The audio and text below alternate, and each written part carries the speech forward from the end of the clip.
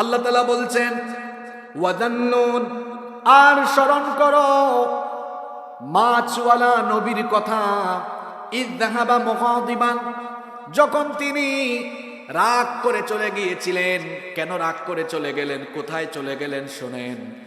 ইউনুস নবীকে রব্বুল আলামিন যেই জনপদের জন্য নবী বানালেন, সেই জনপদের লোকদের কাছে তিনি আল্লাহর দ্বীনের দাওয়াত পৌঁছে দিলেন। কিন্তু সেই জনপদের লোকেরা ইউনুস নবীর দাওয়াতকে রিজেক্ট করলো, প্রত্যাখ্যান করলো। এত দাওয়াত দেন কিন্তু ওই জনপদের লোকেরা তার দাওয়াত শুনে না। অবশেষে তিনি রাগ করলেন, কষ্ট পেয়ে রাগ করে ওই জনপদের লোকদেরকে বললেন, আমি এলাকা ছেড়ে চলে যাচ্ছি, আর তোমাদেরকে 3 দিনের আলটিমেটাম দিয়ে যাচ্ছি। 3 দিনের ভিতরে তোমাদের উপরে গজব নেমে আসবে। এই কথা বলে তিনি যখন এলাকা ছেড়ে রওনা করলেন, ওই জনপদের লোকেরা চিন্তা করলো, নবীদের ভবিষ্যৎবাণী কখনো মিথ্যা হয় না। এখন আমাদের উপরে যাকে নবী বানানো হয়েছিল, আমরা না মানলেও মনে মনে জানি আসলে ইউনুস হচ্ছেন আল্লাহর নবী। এখন যদি সত্যি সত্যি বিপদ চলে আসে, তাহলে আমাদের অবস্থা কেমন হবে।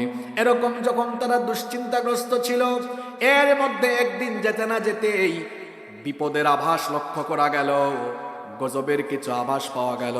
তখন তারা ওই জনপদের সবাই মিলে তওবা করে ফেললো। তওবা করে ইস্তিগফার করে তারা তাদের আবাল বৃদ্ধ বনিতা, তারা তাদের শিশু এবং তাদের পশুপাল নিয়ে ঘরবাড়ি ছেড়ে জঙ্গলের উদ্দেশ্যে চলে গেল। সেখানে গিয়ে পশুর পাল এবং শিশুদেরকে আলাদা রেখে সবাই কান্নাকাটি করে তওবা করলো। আল্লাহর দয়া কম না বেশি? রব্বুল আলামিন তখন ওই জনপদের লোকদেরকে মাফ করে দিলেন। ইউনুস নবী 3 দিন পরে জানতে পারলেন ওই জনপদের উপরে গজব আসে নাই। তিনি এবার চিন্তা করলেন, তাহলে আমি যদি ওই এলাকায় ফিরে যাই, সবাই আমাকে মিথ্যাবাদী মনে করবে। আর ইউনুস নবীর সময়ে সেই এলাকার প্রথা ছিল, কাউকে মিথ্যাবাদী হিসেবে সাব্যস্ত হলে তাকে হত্যা করা হতো, মৃত্যুদণ্ড দেওয়া হতো। ইন্নাল হামদালিল্লাহিল্লাযী বিনি'মাতিহি তাতিম্মুস সালিহাত الذي علم القرآن সাউন্ড ঠিক করেন। وأكرمنا بالإسلام وأنعم علينا بالإيمان نستغفره ونتوب إليه وأشهد أن لا إله إلا الله وحده لا شريك له وأشهد أن سيدنا وسندنا وحبيبنا وطبيبنا وطبيب أرواحنا محمدًا عبد الله ورسوله أرسله بالحق بشيرًا ونذيرًا وداعيًا إلى الله بإذنه وسراجًا وقمرًا منيرا أما بعد فقد قال الله تعالى في كلامه المجيد وفي فرقانه الحميد أعوذ بالله من الشيطان الرجيم بسم الله الرحمن الرحيم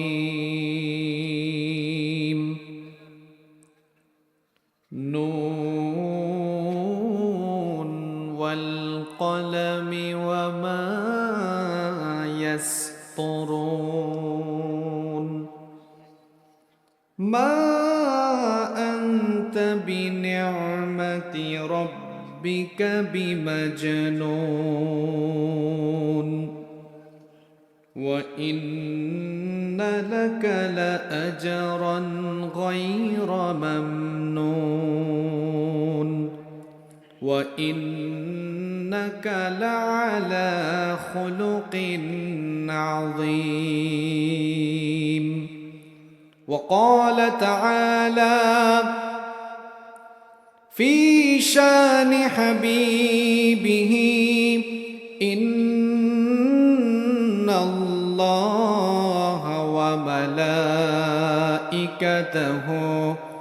يصلون على النبي يا أيها الذين آمنوا صلوا عليه وسلموا تسليما কেউ চুপ থাকবেন না, সবাই মহব্বতের সঙ্গে পড়েন اللهم صل على محمد وعلى آل محمد كما صليت على إبراهيم وعلى آل إبراهيم إنك حميد مجيد اللهم بارك على محمد وعلى آل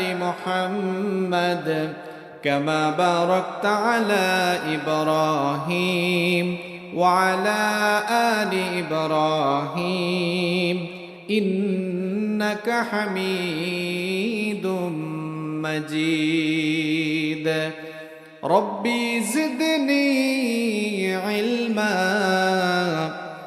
ربي زدني علما ربي اشرح لي صدري ويسر لي أمري واحلل عقدة من لساني يفقه قولي سبحانك لا علم لنا إلا ما علمتنا إنك أنت العليم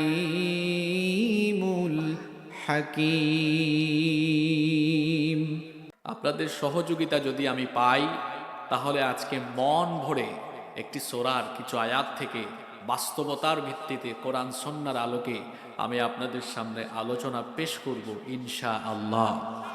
হেদায়েতের নিয়তে আমরা যেন শেষ পর্যন্ত শুনতে পারি, আল্লাহ আমাদেরকে তৌফিক দান করেন। আমি আপনাদের সামনে একটি সূরার কয়েকটি আয়াত তিলাওয়াত করেছি। যে সূরার কয়েকটি আয়াত তিলাওয়াত করেছি এই সূরার নাম হচ্ছে সূরাতু আল কলম। সূরার নাম হচ্ছে সূরাতু আল কলম। সবাই কি বলা যাবে? সবাই বলতে পারবেন না? তাহলে একজনও চুপ না থেকে একদম সামন থেকে পিছন, ডান থেকে বাম, চতুর্দিক থেকে একটা আওয়াজ উঠুক যে আজকে যে সূরা থেকে কথা হচ্ছে এই সূরার নাম সূরাতুল কলম। চিনেন না আপনারা? কলম দিয়ে আমরা কি করি? লিখি। আজকের সূরার নাম সূরাতুল কলম। কলমের নামেও সূরা আছে। সর্বপ্রথম আল্লাহ এই কলম সৃষ্টি করেছেন। আলোচনার ভেতরে সব আসবে। কলম এটা একটা বস্তু, এটাকে সঠিকভাবেও ব্যবহার করা যায়, আবার এই কলমকে অপব্যবহারও করা যায়। যেমন একজন ব্যক্তি গুরুত্বপূর্ণ চেয়ারে বসেছে, হতে পারে তার একটা সিগনেচারের কারণে কারো কল্যাণ হবে, আবার কারো অকল্যাণ হতে পারে। ওই ব্যক্তি যদি ইনসাফ করে আর কলমটাকে সদ্ব্যবহার করে তাহলে দেখা যাবে অনেক মানুষ জুলুম থেকে বেঁচে যাবে।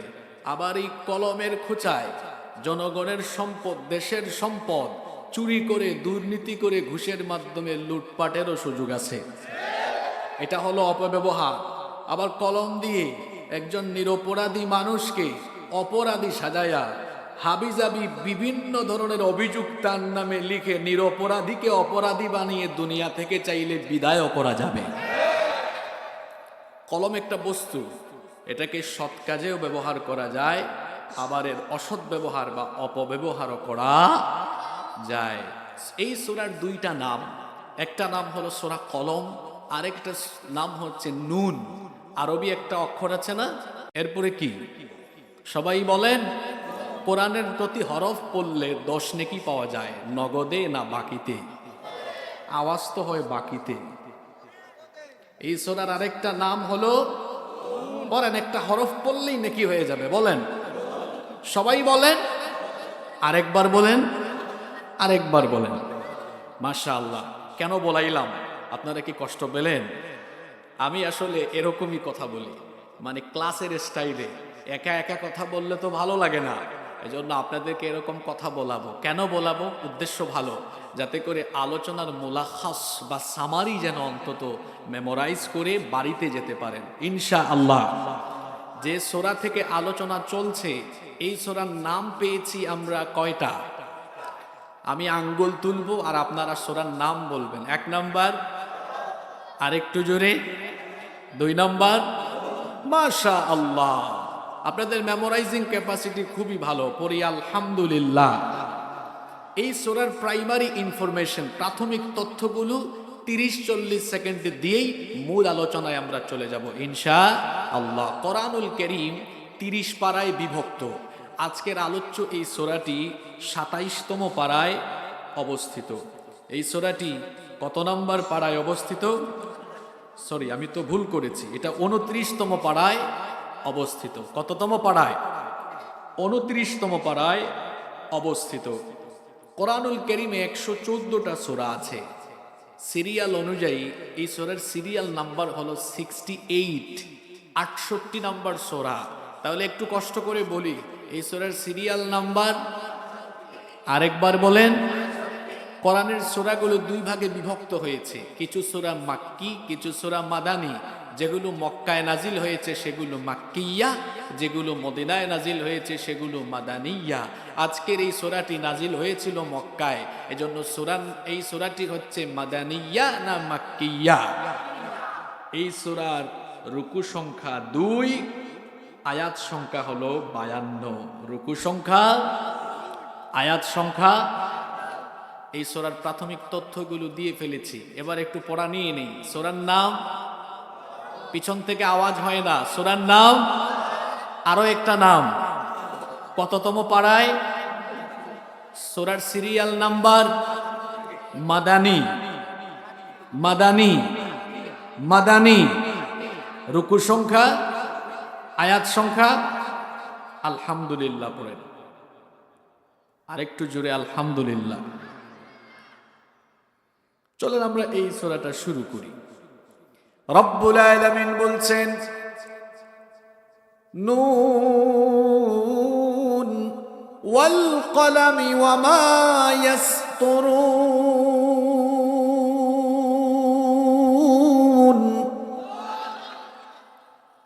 আল্লাহ তাআলা বলছেন নুন, কলমের কসম, এবং তারা যা লিখে তার কসম। এরপরের আয়াতে আল্লাহ বললেন, মা আনতা বিনি'মাতি রাব্বিকা বিমাজনুন।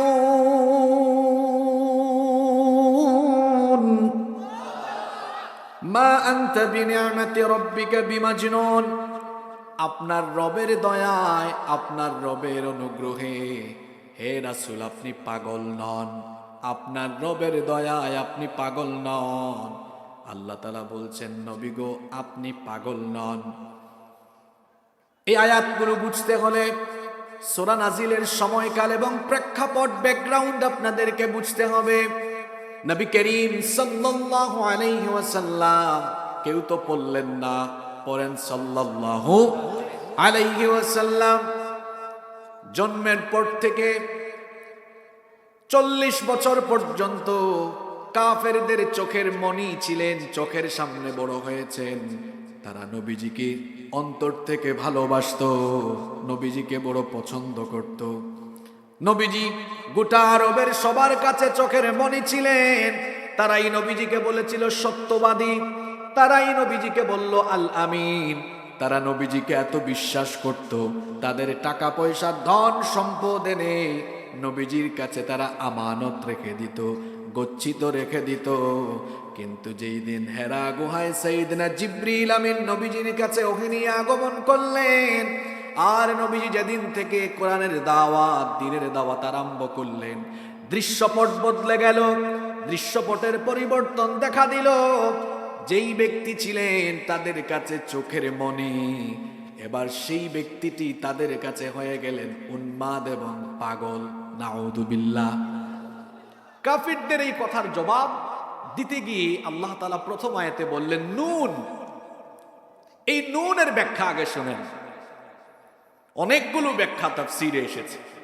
আমি প্রায় 12-14টা তাফসীর পড়ে এই নুন সম্পর্কে যতগুলো ব্যাখ্যা পেয়েছি তার মধ্যে থেকে 3-4টা আপনাদেরকে বলি, কারণ একটার পিছনে সময় ব্যয় করলে বাকিগুলা আজকে বলা যাবে না।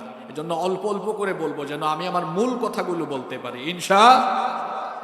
কোরআনুল কারীমের 114টা সূরার মধ্যে 29টা সূরা শুরু হয়েছে হরুফে মুকাত্তাআত দিয়ে।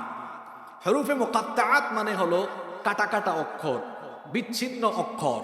যেমন সূরা ফাতিহার পরের সূরা সূরা বাকারা শুরু হয়েছে হরুফে মুকাত্তাআত দিয়ে, আলিফ লাম মিম। আবার আমাদের পছন্দের সূরা আছে না, ইয়া সিন, আছে ত সিন মিম। সূরা সদ শুরু হয়েছে সদ দিয়ে, সূরা কফ শুরু হয়েছে কফ দিয়ে। এইরকম কোরআনের 29টা সূরা শুরু হয়েছে হরুফে মুকাত্তাআত দিয়ে। বিচ্ছিন্ন এই অক্ষরগুলোর অর্থ দুনিয়ার কোনো মুফাসসির, মুহাদ্দিস, মুফতি, আলেম, বুজুর্গ, পীর, মাশায়েখ, এমনকি যার উপরে কোরআন নাজিল হয়েছে হয়তো তিনি জানতেন, কিন্তু আমাদেরকে এগুলো তিনি জানান নাই। এগুলোর অর্থ আমরা জানি না। ওয়াল্লাহু আ'লামু বিমুরাদিহি, এগুলার অর্থ এবং ব্যাখ্যা কি এটা কেবলমাত্র যিনি জানেন, গলার আওয়াজ বড় করে বলেন তিনি কে?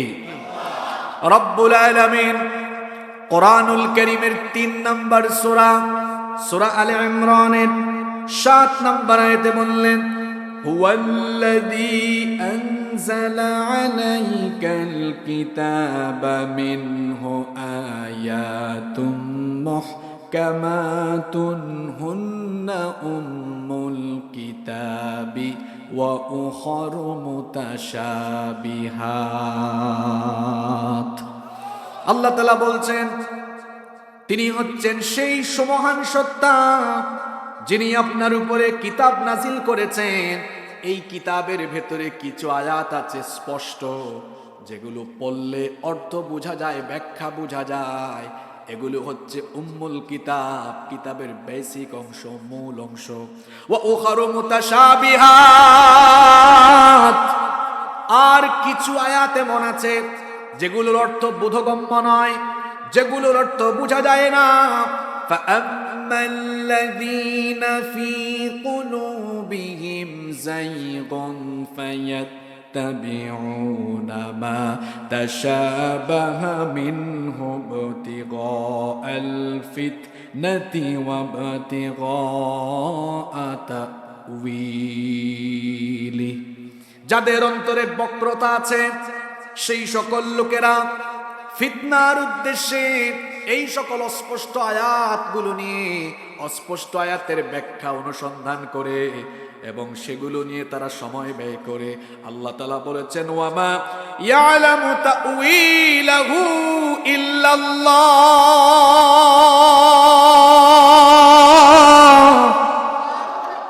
এই অস্পষ্ট আয়াতগুলোর অর্থ কেবলমাত্র একজন জানেন। পুরুষোচিত কণ্ঠে জবাব দিয়ে বলেন তিনি কে?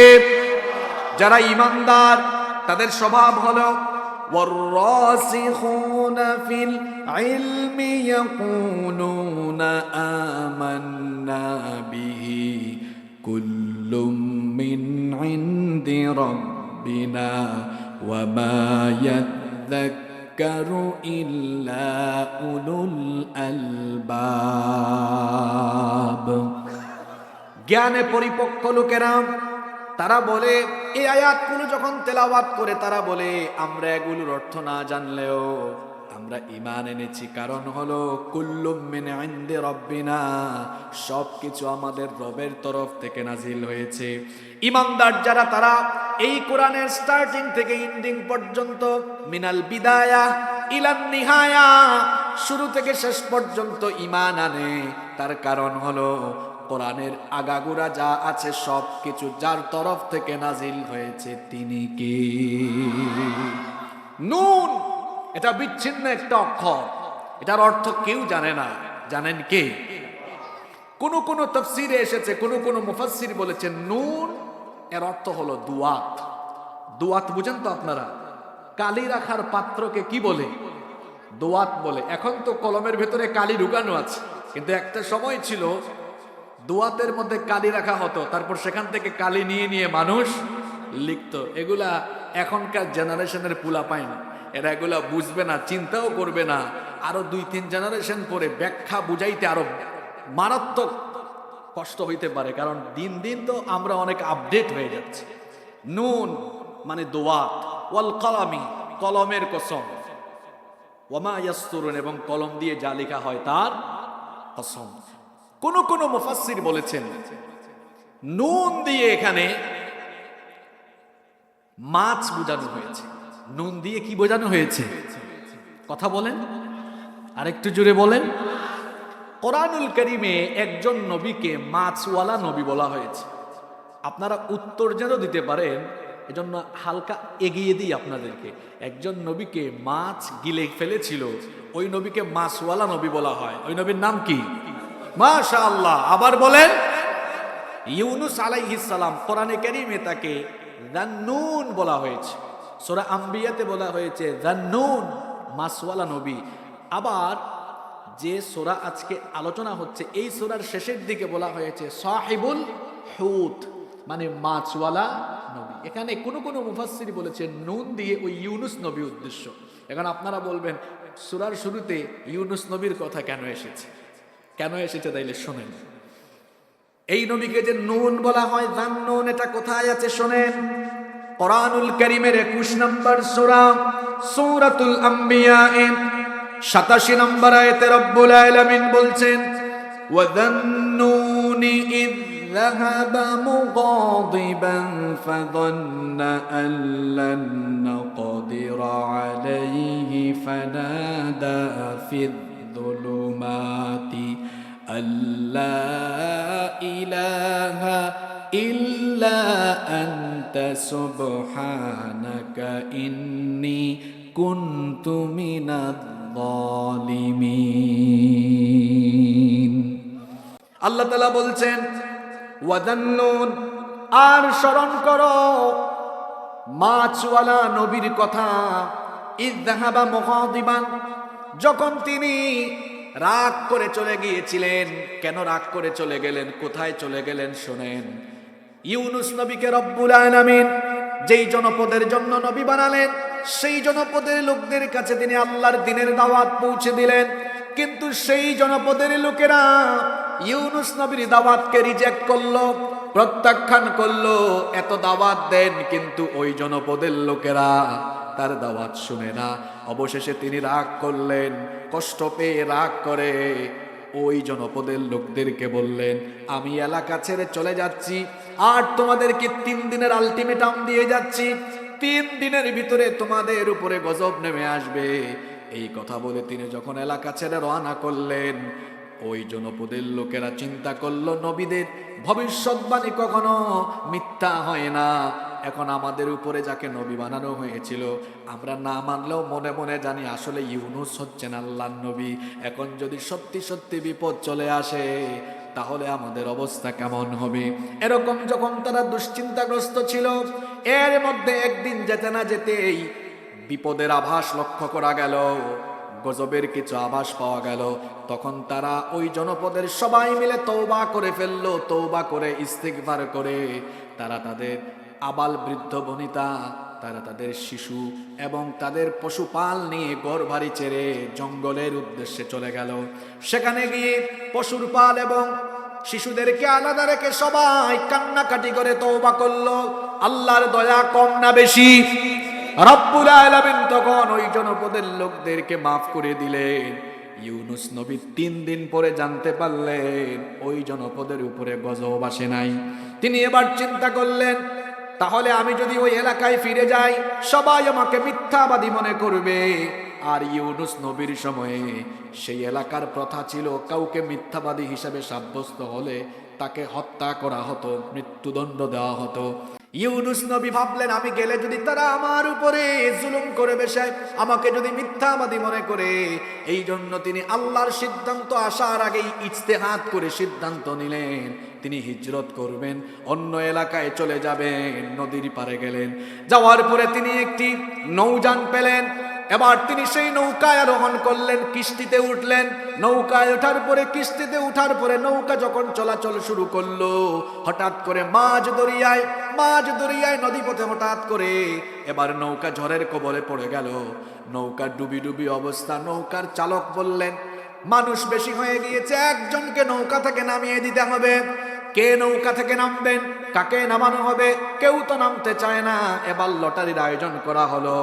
প্রথমবার লটারিতে ইউনুস নবীর নাম উঠলো, দ্বিতীয়বার লটারি করা হলো, দ্বিতীয়বার ইউনুস নবীর নাম উঠলো, তৃতীয়বার লটারি দেওয়া হলো, তৃতীয়বার ইউনুস নবীর নাম উঠলো।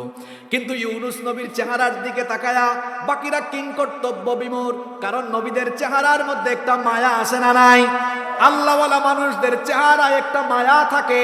দেখবেন যারা 5 ওয়াক্তের নামাজি, সব সময় সৎ কাজ করে, ভালো কাজ করে, চেহারার দিকে তাকালেই ভালো লাগে, মায়া লাগে।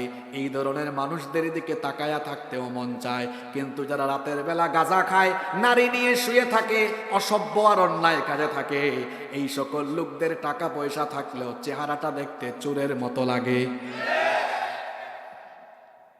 নৌকার অন্যান্য প্যাসেঞ্জাররা ইউনুস নবীর দিকে তাকায়া কিংকর্তব্য বিমূঢ়, এই লোকটাকে কেমনে ফেলে দিব?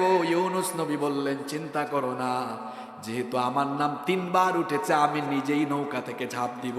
নৌকা থেকে তিনি ঝাঁপ দিলেন, একটা বড় মাছ তাকে গিলে ফেলল। ইউনুস নবী আবার কয়েদখানার মতো একটা জায়গায় মাছের পেটে বন্দী হয়ে গেলেন। কোন রেওয়ায়েতে এসেছে তিনি 3টা অন্ধকারের মধ্যে নিপতিত হয়েছিলেন। যারা সমুদ্র বিজ্ঞান নিয়ে পড়াশোনা করেছেন তারা জানেন, সাগরের অতল তলদেশ হলো বহু অন্ধকার। একটা অন্ধকার হলো রাতের অন্ধকার, 2 নাম্বার অন্ধকার হলো সাগরের তলদেশের অন্ধকার, 3 নাম্বার অন্ধকার হলো মাছের পেটের ভেতরের অন্ধকার। এই ত্রিবিধি অন্ধকারে নিপতিত হয়ে ইউনুস নবী দেখলেন, আমি এমন জায়গায় বিপদে পড়েছি, এখান থেকে কোনো মানুষ, জিন বা ফেরেশতা কেউ আমাকে উদ্ধার করতে পারবে না, কেবলমাত্র যিনি আমাকে বাঁচাতে পারবেন। সবাই বলেন, তিনি কি? তখন তিনি মাছের পেটের ভেতর থেকে আল্লাহ তাআলার কাছে ফরিয়াদ করলেন। এই দোয়াটা ছোট বড় সবার আপনাদের মুখস্থ আছে, যেটাকে আমরা দোয়ায়ে ইউনুস বলি। সবাই আমার সঙ্গে মহব্বতে পড়েন। ইউনুস নবী তখন আল্লাহর কাছে ফরিয়াদ করলেন, লা ইলাহা ইল্লা আনতা সুবহানাকা ইন্নী কুনতু মিনাজ জালিমিন।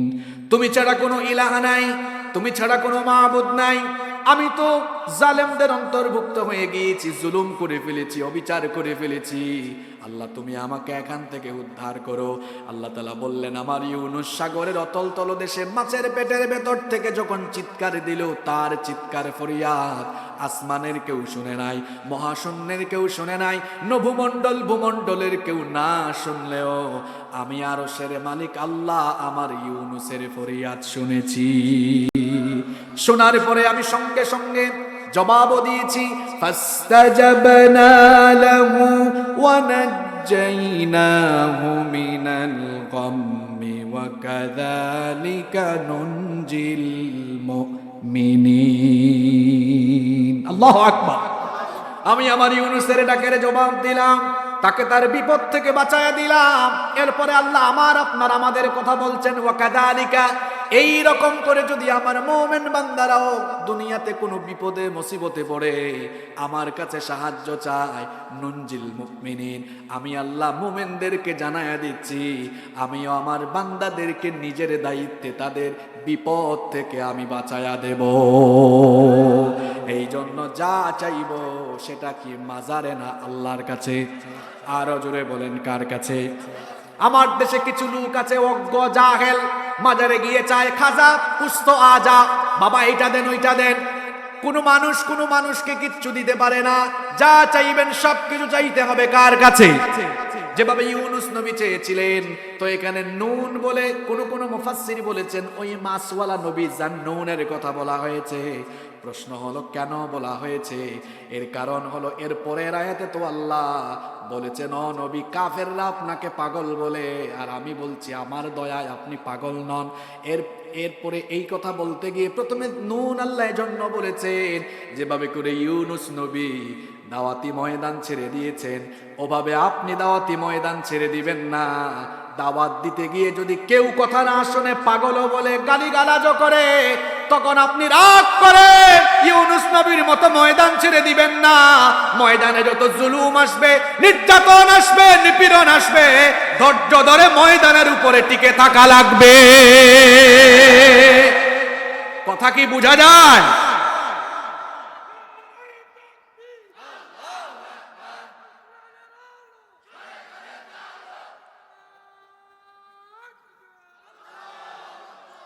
কষ্ট হচ্ছে আপনাদের? এরপরে আল্লাহ বলেন ওয়াল কলম, কলমের কসম। কিসের কসম? আরেকটু জোরে বলেন। আল্লাহ তাআলা সর্বপ্রথম কলম সৃষ্টি করেছেন। প্রথমে মানুষ নয়, আসমান নয়, জমিন নয়, আরশ নয়, কুরসি নয়, লৌহ নয়, বরং আল্লাহ সর্বপ্রথম যা সৃষ্টি করেছেন, জোরে বলেন সেটার নাম কি? আরো জোরে বলেন সেটার নাম কি? শুনেন, মুসলিম শরীফের হাদিস, আব্দুল্লাহ ইবনে আমর ইবনুল আস রাদিয়াল্লাহু আনহুমা, এই হাদিসের বর্ণনাকারী সাহাবী, তিনি বলছেন সামি'তু রাসূলুল্লাহি, মহব্বতে পড়েন সাল্লাল্লাহু আলাইহি ওয়াসাল্লাম, তিনি বলেছেন আমি নবীজিকে বলতে শুনেছি, তিনি বলেছেন কাতাবাল্লাহু মাকাদিরাল খালাইকি ক্বাবলা আন ইয়াখলুকাস সামাওয়াতি ওয়াল আরদা বি50 আলফ সানা। তিনি বলেছেন, রাসূল করিম সাল্লাল্লাহু আলাইহি ওয়াসাল্লাম বলেছেন, সৃষ্টি জগতের সকল কিছু সৃষ্টির 50,000 বছর পূর্বে আল্লাহ তাআলা কলম সৃষ্টি করেছেন। আসমান জমিন সৃষ্টির কত বছর পূর্বে কলম সৃষ্টি করেছেন? আরো জোরে বলেন। 50,000 বছর পূর্বে আল্লাহ কলম সৃষ্টি করেছেন। এরপরে আল্লাহ কলমকে অর্ডার করেছেন উক্তুব, লিখো। কলম তখন বলল মাদা আক্তুব, আল্লাহ আমি কি লিখব? আল্লাহ তখন কলমকে অর্ডার দিলেন উক্তুব মাকাদিরা কুল্লি শাইইন হাত্তা তাকুমাস সাআ, কিয়ামত পর্যন্ত যা কিছু হবে সকল সৃষ্টি জগতের তাকদীর তুমি লিখো। তাহলে আসমান জমিন সৃষ্টির 50,000 বছর আগে সবকিছুর তাকদীর লেখা হয়েছে কি দিয়ে? জোরে বলেন। এখানে কলম দিয়ে ওই কলম উদ্দেশ্য হতে পারে, অর্থাৎ নবীজি নবুয়তের দাওয়াত শুরু করার পর কাফেররা নবীজিকে পাগল যখন বলছে, আল্লাহ কলমের কসম করে বললেন কাফিরের দল, তিনি হঠাৎ করে নবী হন নাই, আসমান জমিন সৃষ্টির 50,000 বছর আগেই লেখা হয়েছে, তাকে আমি নবী বানাবো। আল্লাহু আকবার। কোন মুফাসসির বলেছেন কলম দ্বারা সেই কলম উদ্দেশ্য যেটা প্রথমে সৃষ্টি করা হয়েছে। কোন মুফাসসির আবার বলেছেন কলম দিয়ে আমরা যে কলম ব্যবহার করি এই সাধারণ কলম বোঝানো হয়েছে। তবে আমরা যে কলম ব্যবহার করি এটা আমরা নিজেরা এই কলম ব্যবহারের কৌশল শিখি নাই। সর্বপ্রথম আয়াত নাজিল হয়েছে পড়ালেখার আয়াত। কিসের আয়াত? আরেকটু জোরে বলেন। এখন অনেকে বলে মুল্লারা কি শিক্ষা ব্যবস্থা নিয়ে মুল্লারা কি কথা বলবে? তো শোনেন, আল্লাহ তাআলা কোরআনের মধ্যে সর্বপ্রথম নামাজের আয়াত দেন নাই, রোজার আয়াত দেন নাই, যাকাতের আয়াত দেন নাই, হজের আয়াত দেন নাই। প্রথমে আল্লাহ দিয়েছেন পড়ালেখার আয়াত। কথা বুঝে থাকলে বলেন সবার আগে আল্লাহ দিয়েছেন কিসের আয়াত? পড়া এবং লেখা কোথায় আছে শোনেন। প্রথমেই জিবরিল নবীজির কাছে ওহী নিয়ে আসলেন, নাজিল হয়ে গেল ইকরা বিসমি রাব্বিকাল্লাযী খালাক খালাকাল ইনসানা মিন আলাক ইকরা ওয়া রাব্বুকাল আকরামুল্লাযী আল্লামা বিল কলম আল্লামাল ইনসানা মা লাম ইয়ালাম। বুদ্ধিজীবী বুদ্ধি হইতে হইতে মাথার মাঝখানের সব চুল পড়ে গেছে, মুসাসে দাড়ি নাই। তারা বলে মোল্লারা এগুলো কি বুঝবে? তো শুন, মোল্লারা কি বুঝে। সর্বপ্রথম পড়ালেখার থিওরি এই কোরআনে দেওয়া হচ্ছে। পড়ালেখা আমাদেরকে শিখাচ্ছ, আর কই মোল্লারা কি জানে। এজন্য ওই তথাকথিত বুদ্ধিজীবীরা প্রথমে 2-3 দিন না বুঝে মোল্লাদের সাথে টকশুতে বসেছিল। তারপর মোল্লাদের সাথে টকশুতে বসার পরে যখন দেখে ইজ্জত আর থাকে না, মোল্লাদের ধারে কাছে এসে বসার আর কোনো সাহসও করে না। মনে করে মোল্লারা শুধু আরবি জানে। আমাদের সমাজে তো কিছু লোক আছে 2-3 পাতার ইংরেজি আর 6-7 পাতার বিজ্ঞান, মনে করে হামসে বড় কোন হে, আমার চেয়ে বড় কে আছে। সব আমি জেনে ফেলেছি। যে আলেমরা 30 পারা কোরআন সিনায় ঢুকিয়ে ফেলেছে, হাজার হাজার আয়াত, হাজার হাজার হাদিস সিনায় ভেতরে ঢুকিয়ে রেখেছে, সেই আলেমরা তোমার 2-3 পাতার ইংরেজি আর 6-7 পাতার বিজ্ঞান চাবায়া চুবায়া খেয়ে ফেলতে পারবে। কথা কি বোঝা যায়? কষ্ট হচ্ছে নাকি? কেন সর্বপ্রথম পড়ালেখার আয়াত? ইকরা বিসমি রাব্বিকাল্লাযী খালাক, পড়ো তোমার রবের নামে যিনি সৃষ্টি করেছেন। ইকরা, পড়ো। কার নামে? আরেকটু জোরে বলেন, আমাদের রব কে? আল্লাহ আমার রব, এই রবি আমার সব। আল্লাহ আমার রব, এই রবি আমার সব। দমে দমে তনু মনে তারি অনুভব। আল্লাহ আমার রব, এই রবি আমার সব। তোমার দুনিয়াতে আমি যেদিকে তাকাই, অথই নিয়ামতে ডুবে আছি সবাই। পাক পাখালির গানে শুনি তসবিহ কলরব, তসবিহ কলরব। আল্লাহ আমার রব, এই রবি আমার সব। পড়েন আলহামদুলিল্লাহ। বলা হয়েছে পড়ো, এখানে কারিকুলাম দেওয়া হয়েছে। কারিকুলাম, শিক্ষাক্রম আল্লাহ দিয়েছেন যে পড়ালেখাটা হবে রবের নামে। পড়ালেখার ভিতরে যদি রবকে চেনা, রবকে ভয় করার মেথোডোলজি না থাকে, তাহলে ওই কারিকুলামে দ্বীনি শিক্ষা বাদ দিয়ে যে শিক্ষা দেওয়া হবে, ওই শিক্ষাক্রম দিয়ে যে জাতি শিক্ষিত হবে, ওইটা শিক্ষিত হওয়ার পাশাপাশি শিক্ষিত চোর হবে, শিক্ষিত ডাকাত হবে, শিক্ষিত লুটেরা আর দুর্নীতিবাজ হবে। কারিকুলাম বানিয়েছি, কারিকুলাম দিয়ে তো অনার্স মাস্টার্স পিএইচডি হোল্ডার হয়ে তারপরে দেশের টাকা বিদেশে পাচার করেছে। এই কারিকুলাম দিয়ে পড়াশোনা করেই তো বিশ্ববিদ্যালয়ে ধর্ষণের সেঞ্চুরি করেছে। আর আমার মাদ্রাসাগুলোতে, যেখানে কওমিয়া আলিয়া মাদ্রাসায় কোরআন হাদিস পড়ানো হয়, সেখানে এমন পরিবেশ আছে, আপনি স্কুলের সামনে দিয়ে গেলে সালাম বেশি পাবেন না মাদ্রাসা দিয়ে গেলে বেশি সালাম পাবেন?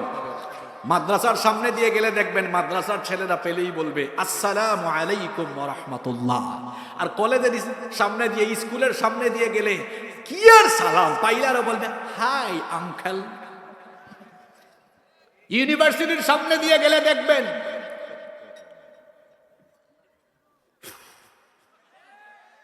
বলবেন হুজুর আপনি এত কিছু জানেন কেমনে?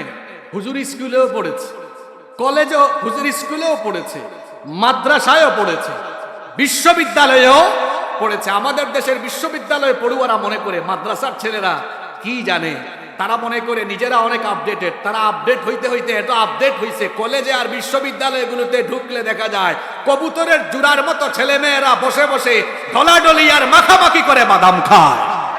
আমার মাদ্রাসার ক্যাম্পাসের ভিতরে এসব পাওয়া যায় না। বিশ্ববিদ্যালয়ের হলগুলোতে রাতের বেলা ঢুকলে দেখা যায় বিভিন্ন রুমে গাজার গন্ধে রুমের সামনে দিয়ে হাঁটা যায় না। আমার মাদ্রাসার হোস্টেলগুলোতে এগুলো আছে। কথা বলেন আছে? শিক্ষা ব্যবস্থায় যতদিন না কোরআন থাকবে, হাদিস থাকবে, কোরআন হাদিস তো দূরের কথা, এখন শিক্ষা ব্যবস্থায় বেসিক বিষয়গুলোকেও তুলে দেওয়া হচ্ছে।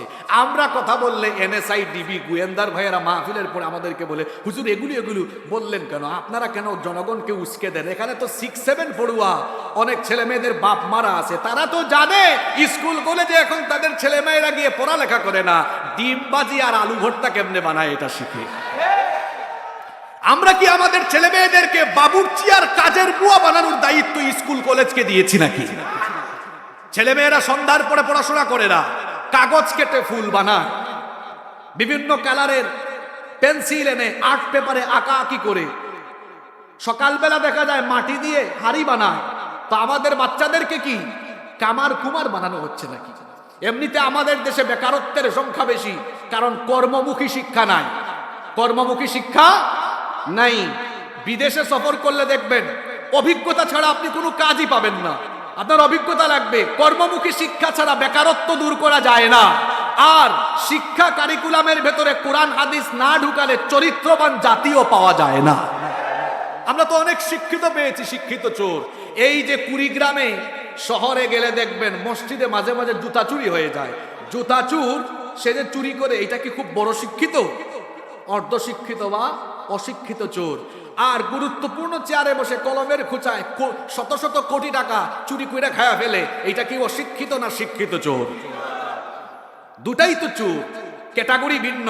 একটা শিক্ষিত, আরেকটা অশিক্ষিত। এত পড়াশোনা করে ও চুরি করে কেন? কারণ তার কারিকুলামের ভেতরে নৈতিক শিক্ষা পায় নাই। যদি কোরআন হাদিস পড়ে নৈতিক শিক্ষা লাভ করত, তাহলে সে রাষ্ট্র আর জনগণের সম্পদ চুরি করত না। কথা কি বোঝা যায়? আল্লাহ জন্য সর্বপ্রথম দিয়েছেন পড়ালেখার আয়াত। পড়ালেখা শিখাচ্ছেন, পড়ো। কার নামে? রবের নামে। কার নামে? রবের নামে। আমাদের দেশের হুজুররা কি বেগম পাড়ায় বাড়ি বানিয়েছে নাকি? হুজুরদের তো বাড়ি ঘড়ি নাই, টিনের বাড়ি। কোন হুজুরের ফ্ল্যাটও নাই। দুই একজন থাকতে পারে, সেটা ভিন্ন কথা। বেশিরভাগ হুজুরদের বাড়ি ঘড়ি নাই। দেখা যাচ্ছে তাদের যে পয়সাগুলো থাকে সেগুলো মসজিদ, মাদ্রাসা আর দিনের খেদমত, এগুলোতে বিলীন করে চলে যায়। যারা বলে হুজুরদেরকে মৌলবাদী, জঙ্গিবাদী, গিয়ে দেখেন এরাই চুরি জামাইরি কইরা চারটা পুট্টা একদম দেশের সম্পদ বিদেশে পাচার করে। লেখাপড়া শিখাচ্ছেন আল্লাহ। এরপরে আল্লাহ বলছেন, ইকরা ওয়া রাব্বুকাল আকরামুল্লাযী আল্লামা বিল কলাম। যিনি তোমাদেরকে কলম ব্যবহারের কলা কৌশল শিখিয়েছেন। আল্লাহ তাআলা যদি কলম ব্যবহারের কলা কৌশল না শিখাতেন, তো ঐতিহাসিক অনেক কিছু আমাদের মধ্যে লিপিবদ্ধ থাকতো না। কলমের কারণে অতীতের অনেক কিছু এখনো আমাদের কাছে সংরক্ষিত আছে। কলমের কারণে এরপরে কলম থাকার কারণে লেখাপড়ার মধ্যে এই কলমের ব্যবহার থাকার কারণে পড়ালেখার মেথোডোলজি সহজ হয়েছে। এই যে কলম ব্যবহার আমাদেরকে যিনি শিখিয়েছেন, সবাই বলেন তিনি কি? কোন মুফাসসির বলেছেন নুন ওয়াল কলাম। এই কলম দ্বারা, আমি প্রথম ব্যাখ্যায় বলেছি ওই কলম যেটাকে প্রথম সৃষ্টি করা হয়েছে। আর কোন মুফাসসির বলেছেন সাধারণ কলম। এই কলম ব্যবহারের কৌশল আল্লাহ শিখিয়েছেন, যেটা দিয়ে আমরা লিখি। আর কলম, আজ পর্যন্ত কলম দিয়ে যত কিছু লেখা হয়েছে তার মধ্যে শ্রেষ্ঠ হচ্ছে এই কলম দিয়ে আল কোরআন লেখা হয়েছে। কারা লিখেছে? ওয়া মা ইয়াসতুরুন। কিছু ফেরেশতাকে আল্লাহ দায়িত্ব দিয়েছেন, তারা লিখেছে।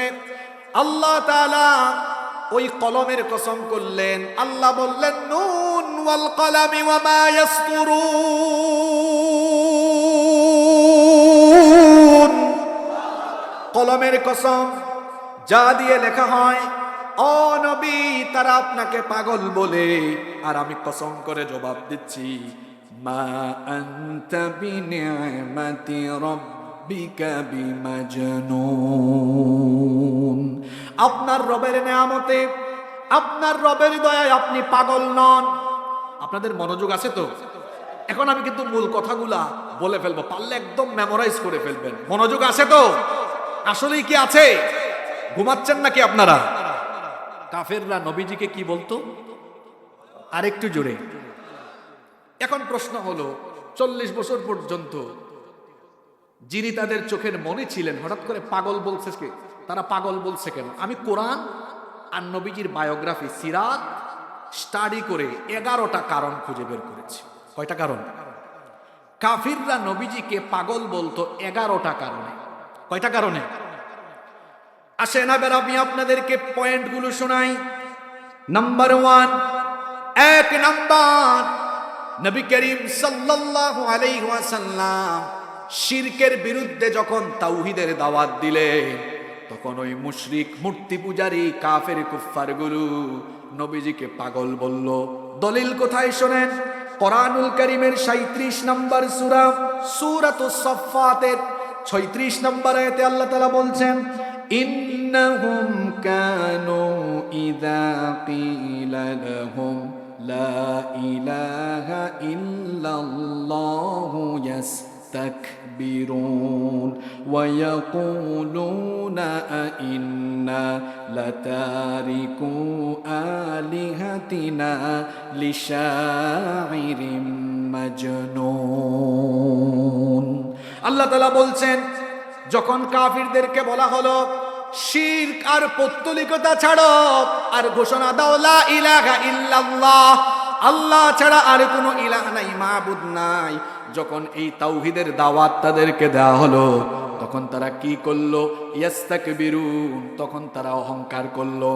আর তারা যিনি দাওয়াত দিলেন সেই নবীকে তখন বলল, ওয়ায়াকুলুনা আইন্না লাতারিকু আলিহাতিনা লিশাইরিম মাজনুন, আমরা কি এই পাগল উন্মাদের কথায় আমাদের উপাস্যদেরকে ছেড়ে দিব নাকি? তাহলে নবীজিকে তারা পাগল বলছে এই কারণে, কারণ নবীজি দিয়েছেন তাওহীদের দাওয়াত। তাওহীদের দাওয়াত দেওয়ার কারণে কাফিররা নবীজিকে পাগল বলেছে। নাম্বার 2 নাম্বার, নবীজি যখন ঘোষণা করলেন ইন্নী রাসূলুল্লাহি ইলাইকুম, আমি তোমাদের কাছে রাসূল হিসাবে আগমন করেছি, তখন তারা বলল, কি বলো, আমাদের চোখের সামনে বড় হয়েছো, তুমি তো বাজার ঘাটে যাও, আমাদের মতো বাজার ঘাটে যাও, আমাদের মতো তুমি পেশাব পায়খানা করো, তো তুমি হঠাৎ করে কেমনে নবী হয়ে যাবা? তুমি আবার কেমনে নবী হও? তখন তারা নবীজিকে কি বলেছিল শুনে, কোরআনুল কারীমের 44 নম্বর সূরা সূরাতুদ দুখানের 13 এবং 14 নম্বর আয়াতে আল্লাহ বলছেন, আন্না লাহুমুয যিকরা ওয়া ক্বাদ জাআহুম রাসূলুম মুবিন সুম্মা তাওয়াল্লাউ আনহু ওয়া ক্বালু মুআল্লামুম মাজনুন। আল্লাহ তাআলা বলছেন, ওয়া ক্বাদ জাআহুম রাসূলুম মুবিন, তাদের কাছে রাসূলে মুবিন এসেছেন, যখন তিনি এসে রিসালাতের কথা বলেছেন, সুম্মা তাওয়াল্লাউ আনহু, তখন তারা রাসূলের কাছ থেকে মুখ ফিরিয়ে নিয়েছে, ওয়াকালু, আর তারা তখন বলেছে মুআল্লামুম মাজনুন, তারা বলেছে এটা শিক্ষাপ্রাপ্ত প্রশিক্ষণ প্রাপ্ত পাগল, নাউজুবিল্লাহ। তাহলে নবীজিকে তারা পাগল বলার 2 নাম্বার কারণ হলো নবীজি রিসালাতের কথা বলেছেন, নবুয়তের দাওয়াত দিয়েছেন, এই জন্য নবীজিকে পাগল বলেছে। নাম্বার 3 নাম্বার হলো এটা আসলে কাফিরদের একটা স্বভাব। এর আগে পৃথিবীতে যত নবী রাসূল এসেছেন, 2 জন নবী ছাড়া একজন হলেন আদম, তিনি তো সবার সিনিয়র, তাকে পাগল কে বলবে? আরেকজন হচ্ছেন সুলাইমান আলাইহিস সালাম, যিনি মাত্র 13 বছর বয়সে তার বাবার রেখে যাওয়া সিংহাসনে আরোহণ করে পৃথিবী শাসন করেছেন। আল্লাহু আকবার। 2 জনকে দিয়ে আল্লাহ পৃথিবী শাসন করিয়েছেন। একজন হচ্ছেন আল্লাহর নবী সুলাইমান, আরেকজন হলেন যুলকারনাইন, যার কাহিনী সূরা কাহাফের শেষাংশের দিকে আছে। তো সুলাইমান আর আদম আলাইহিস সালাম, এই 2 জন নবী ছাড়া সকল নবীরা যখন দাওয়াত দিয়েছেন, ওই নবীদের কওমের কাফের কুফফাররা নবীদেরকে সর্বপ্রথম পাগল বলেছে। জুড়ে বলেন কি বলেছে? রব্বুল আলামিন কোরআনুল কারীমে সূরা জারিয়াতের 52 নম্বর আয়াতে বলছেন, কাযালিকা মা আতাল্লাযীনা মিন ক্বাবলিহিম মির রাসূলিন ইল্লা ক্বালু সাহিরুন আও মাজনুন।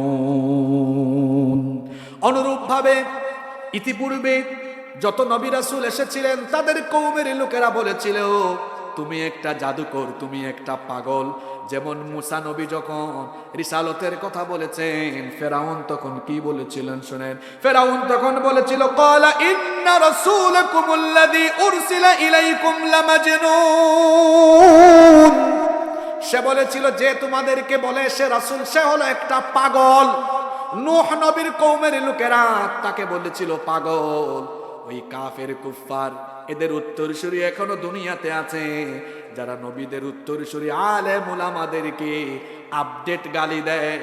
আধুনিক যুগের নব্য ফেরাউনরা আলেম উলামারা দিনের কথা বললে আলেমদেরকে মৌলবাদী আর জঙ্গিবাদী বলে গালিগালাজ করে। কথা কি বোঝা যায়?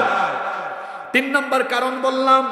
4 নম্বর, কাফিররা নবীজিকে এই জন্য পাগল বলতো, ওহী নাজিলের সময় নবীজির মধ্যে এক ধরনের পরিবর্তন লক্ষ্য হতো। প্রচন্ড পরিমাণে ঘেমে যেতেন, ওহীর প্রচন্ড চাপের কারণে তিনি ঘেমে যেতেন। বেশ কয়েকটি প্রক্রিয়ায় নবীজির কাছে ওহী নাজিল হতো।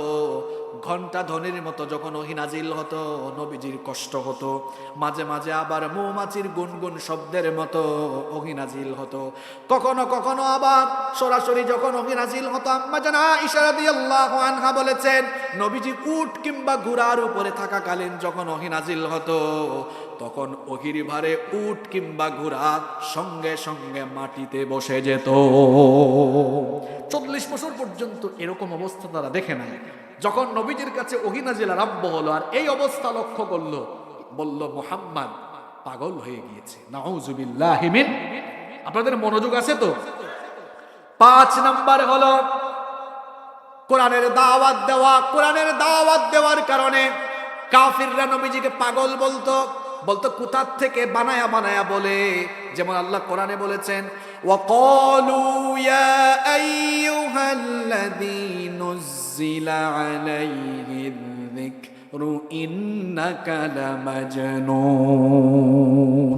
তারা বলতো যার উপরে কোরআন নাজিল হয় সে একটা উন্মাদ মাজনুন, পাগল ছাড়া আর কিছুই নয়। নাউযুবিল্লাহ।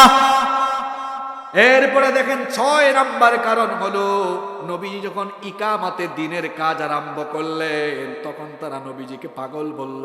কথাটা বললাম ইকামাতে দিন, নবীজিকে ইকামাতে দিনের দায়িত্ব দিয়ে পাঠানো হয়েছে। আল্লাহ সূরা সাফের মধ্যে বলেছেন, হুয়াল্লাযী আরসালা রাসূলাহু বিল হুদা ওয়া দীনিল হক লিইয়ুযহিরাহু আলা الدين كله ولو كره المشركون। তিনি হচ্ছেন সেই মহান সত্তা যিনি তার রাসূলকে হেদায়াত এবং দ্বীনে হক দিয়ে পৃথিবীতে পাঠিয়েছেন। কেন পাঠিয়েছেন? লিইয়ুযহিরাহু আলাদ দ্বীনি কুল্লিহি, যাতে করে দুনিয়ার সকল পথ মত আদর্শের উপরে ইসলামকে বিজয়ী আদর্শ হিসাবে প্রতিষ্ঠা করতে পারেন। এই জন্য রাসূলকে যিনি পাঠিয়েছেন গলার আওয়াজ বড় করে বলেন তিনি কি। মনোযোগ দিয়ে কান লাগান, কান পেতে শোনেন। সারা দুনিয়ায় তাওহীদবাদী কেউ নাই, একজন আরম্ভ করেছেন। এজন্য এক মহাস্রোতের মধ্যে লড়াই করা। নবীজি একা দাওয়াতি কাজ আরম্ভ করেছেন। তখন কি এখনকার মতো 200 কোটি মুসলমান ছিল নাকি? কথা বলছেন না কেন? সারা দুনিয়ার জাহেলিয়াতের মোকাবেলায় দাঁড়িয়েছেন কয়জন? জোরে বলেন কয়জন? সারা দুনিয়ার জাহেলিয়াতের মোকাবেলায় একজন দাঁড়িয়েছেন। এটা বোঝানোর জন্য একটা উদাহরণ দেই। আমাদের আশেপাশেও মাঝে মাঝে সত্য কথা বলা যায় না, আশেপাশের লোকরা ডিস্টার্ব করে। এরকম আছে না নাই?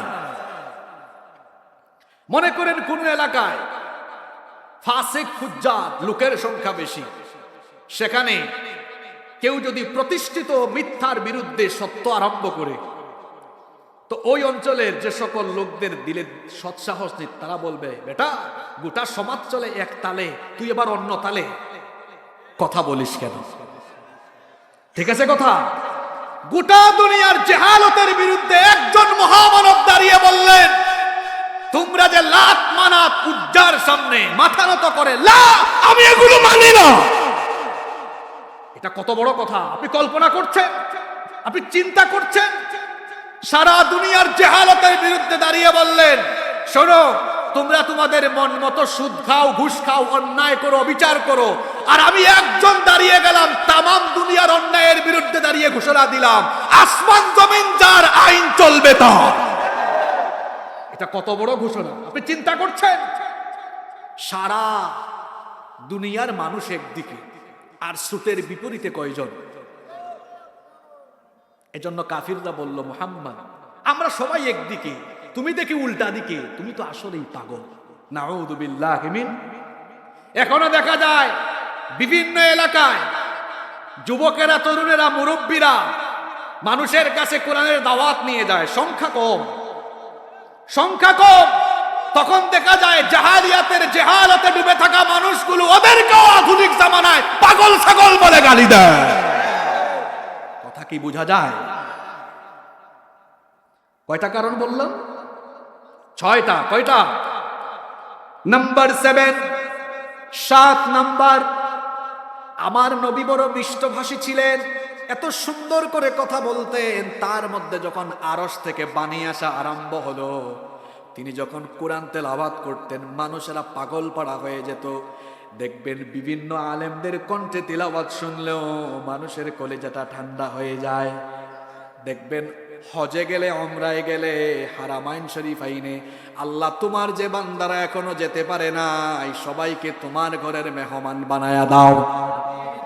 যারা গিয়েছেন তারা তো শুনেছেন, আমি তো আলহামদুলিল্লাহ অনেকবার হারামাইনে নামাজ পড়েছি। আমি দেখেছি কত মানুষ অর্থ বুঝে না, শুধু কান্না করে।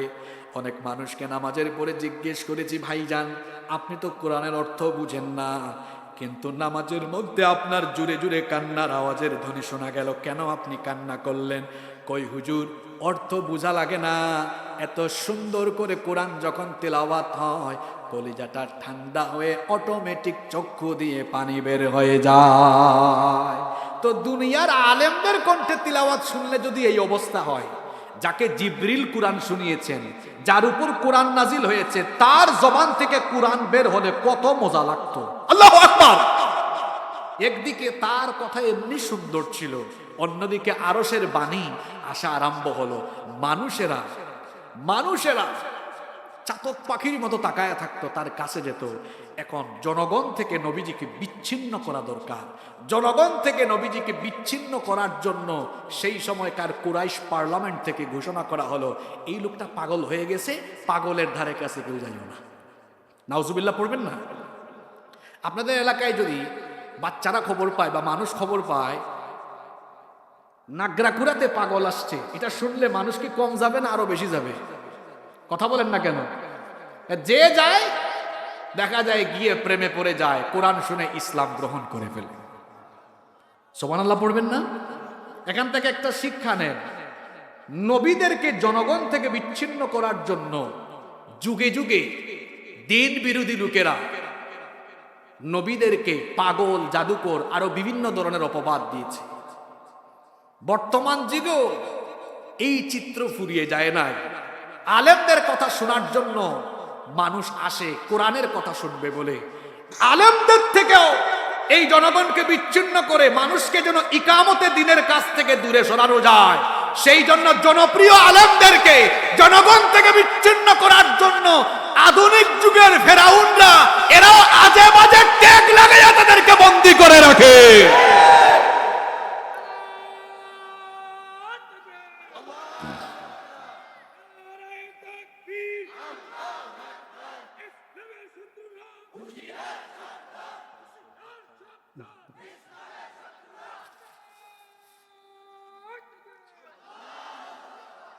আলেমদেরকে জনগণ থেকে বিচ্ছিন্ন করার যত চেষ্টা করা হয়েছে, লাভ হয়েছে?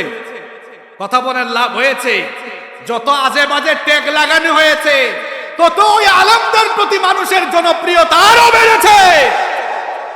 বহু জনপ্রিয় আলেমরা দুনিয়া থেকে বিদায় হওয়ার পরে তাদের প্রতি মানুষের ভালোবাসা দেখা গিয়েছে, বাধা দিয়েও মানুষ আটকানো যায় না। জনগণ থেকে আলেমদেরকে বিচ্ছিন্ন করা যাবে না। যারা জনগণ থেকে আলেমদেরকে বিচ্ছিন্ন করতে চায় তারা নিজেরাই বিচ্ছিন্ন হয়ে যাবে ইনশাআল্লাহ। আল্লাহ বুঝার তৌফিক দান করেন। আপনাদের কি কষ্ট হচ্ছে?